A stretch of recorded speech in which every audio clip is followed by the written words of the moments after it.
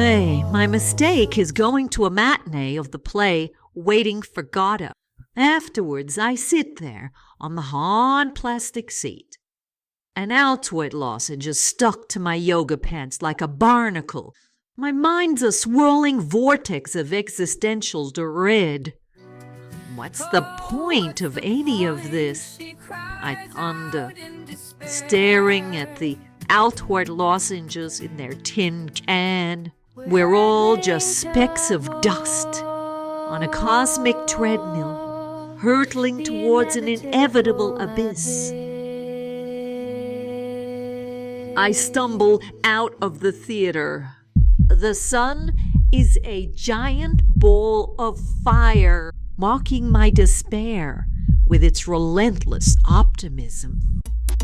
The world seems hyper-real, colors too saturated, sounds too loud. A squirrel crosses my path, its beady eyes gleaming with the same manic energy that's bubbling inside me. I'm a tumbleweed of despair, rolling through the urban jungle. Can't resist. So I head to Central Park. So great. Central Park calls to my soul, takes me by. Every happy couple, every giggling child, every blade of grass seems to mock my misery. A jogger jogs past. I yell out, "Where are you running? What are you running from?" The inevitable oblivion that awaits us all. Suddenly, a bird squawks. A magnificent avian creature with feathers that shimmer and a beak sharp enough to cut through self-pity. Black eyes filled with the wisdom of 1,000 fortune cookies. I'm captivated. I'm certain it knows the secret of the universe, but it's not gonna share. Life begins on the other side of despair. It's John Paul Sartre with plumage. The absurdity of it all hits me. She should know better, but she's breaking down. Talking to a parent, the only friend she's found.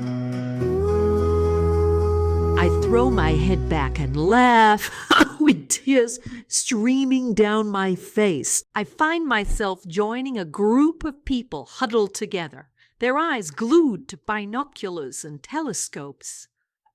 Bird watchers. And they're all staring at nothing.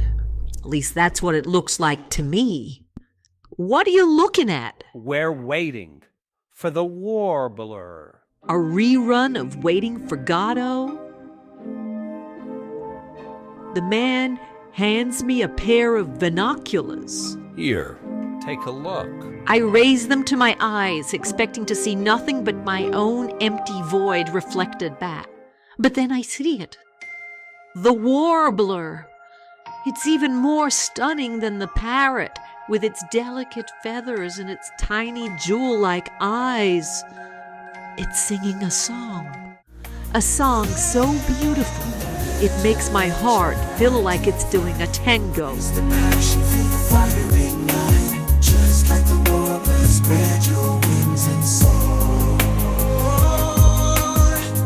Now that you've seen the warbler, you'll be able to see the beauty in the world. Is this bearded bird fancier for real?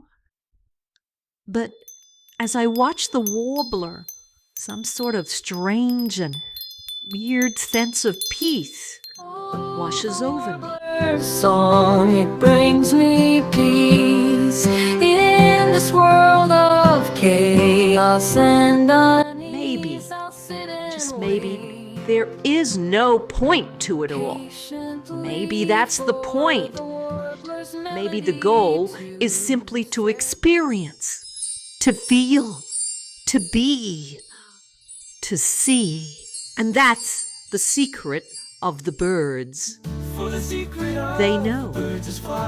They know that life is flying and being and singing and pooping on unsuspecting tourists. When we leave our worries behind. Oh yeah.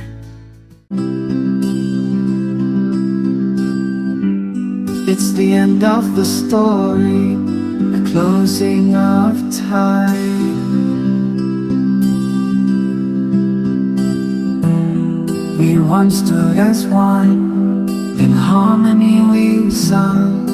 Now we part ways, the final verse is sung.